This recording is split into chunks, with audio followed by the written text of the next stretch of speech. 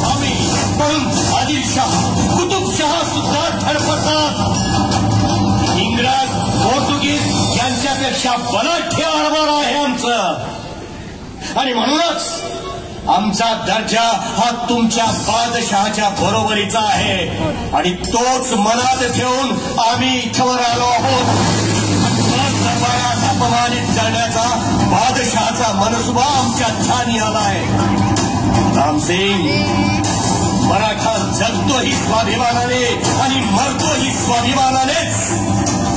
एक वेळ आधी मौत पत्करो, पण अपमान नाही, नाही, नाही, नाही. रामसिंग, लगता है शिवाजी की तबीयत ठीक नहीं, उसे खिल्लत देकर चुप करो. जी हुजूर, जी.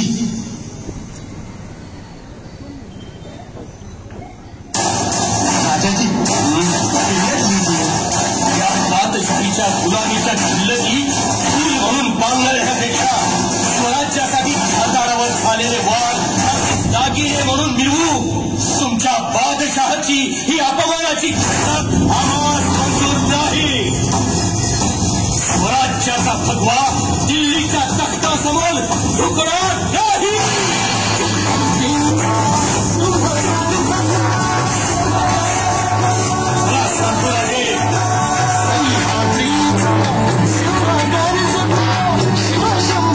वो तो अच्छा हुआ कि मैं थोड़ा ऊपर बैठा हूँ.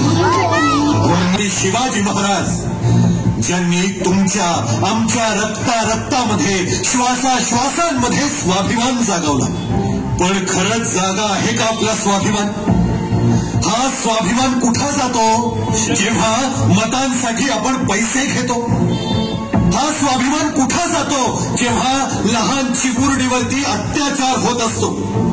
हा स्वाभिमान कुठं जातो जेव्हा मोठमोठ्या फलकांवर नेत्यांचे फोटो मोठे आणि मधोमध असतात आणि आपल्या राजाचा फोटो एवढासा एका कोपऱ्यात असतो?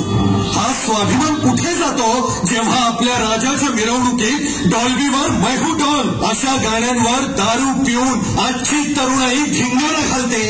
माझ्या राजाची शिकवण होती की मुलांचे खेळ बदला, अत्याचार आपोआप कमी होतील. पण आपण काय केलं? आपण त्यांच्या हातात मोबाईल दिला आणि आपल्या मुलांच्या बरोबर टीव्हीवर नको त्या अश्लील जाहिराती, सिरियल्स आणि असेल तर प्रत्येकाने महाराजांच्या स्वराज्याचे, संस्कृतीचे धिंडवणे उडणार नाहीत याची काळजी घेतलीच पाहिजे. तरच आपण म्हणू शकतो की राजा तुम्ही पुन्हा जन्माला या. आणि तरच हे सार्थ होईल की दिल्लीचेही तख्त राखतो महाराष्ट्र माझा.